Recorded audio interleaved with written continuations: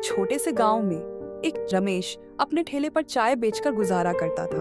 गांव के bus stand पर उसका चाय ठेला वाला चाय ले लो। सबसे व्यस्त चाय वाला जगहों में चाय से ले लो। एक था। उसकी चाय का स्वाद अच्छा था और लोग अक्सर उसके ठेले पर रुककर चाय पीने आते थे। लेकिन रमेश में एक खामी थी, वह बेहद लालची था। रमेश को पैसे जमा करने का बड़ा शौक था।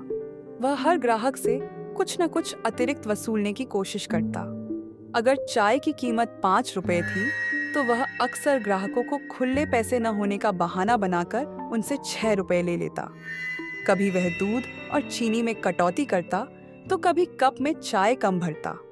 लेकिन उसकी लालच का असली रंग तब दिखा जब उसने एक नई योजना बनाई। रमेश ने सोचा कि अगर वह चाय में सस्ते मसाले और घटिया गुणवत्ता का दूध इस्तेमाल करे तो उसे ज्यादा मुनाफा होगा। उसने अच्छे मसाले और दूध की जगह सस्ते और खराब सामान का इस्तेमाल शुरू कर दिया। पहले किसी को शक नहीं हुआ क्योंकि उसकी चाय में वैसे ही मसालों का स्वाद होता था। लेकिन धीरे धीरे लोगों ने चाय के स्वाद में गिरावट महसूस की। एक दिन गांव के एक बुजुर्ग जो रमेश के नियमित ग्राहक थे ने कहा, रमेश, आजकल तुम्हारी चाय पहले जैसी नहीं लगती, क्या बात है? रमेश ने मुस्कुराते हुए जवाब दिया, अरे काका, अब मौसम बदल रहा है, शायद इसलिए स्वाद में फर्क लग रहा हो। बुजुर्ग ने सिर हिलाया और चाय पीकर चले गए। लेकिन उनकी बात ने बाकी ग्राहकों का ध्यान खींचा। धीरे धीरे रमेश की चाय के स्वाद को लेकर चर्चा होने लगी। लोग अब कम आने लगे और जो आते भी वे बिना उत्साह के चाय पीकर चले जाते। रमेश की कमाई कम होने लगी, लेकिन उसकी लालच नहीं घटी। उसने सोचा कि वह और सस्ते सामान का इस्तेमाल करके नुकसान को मुनाफे में बदल देगा। उसने और घटिया मसाले और दूध खरीदना शुरू कर दिया। कुछ दिनों बाद गांव में एक मेले का आयोजन हुआ। रमेश ने सोचा कि यह मेला उसकी कमाई बढ़ाने का सुनहरा मौका है। उसने ठेले पर बड़ा बोर्ड लगाकर स्पेशल मसाला चाय का विज्ञापन किया। मेले में भीड़ उमड़ी और रमेश के ठेले पर लोग जमा होने लगे।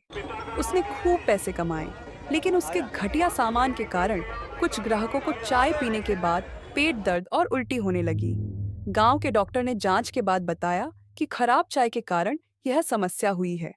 रमेश का नाम तुरंत चर्चा में आ गया। गांव वालों ने रमेश का ठेला घेर लिया और उससे जवाब मांगा।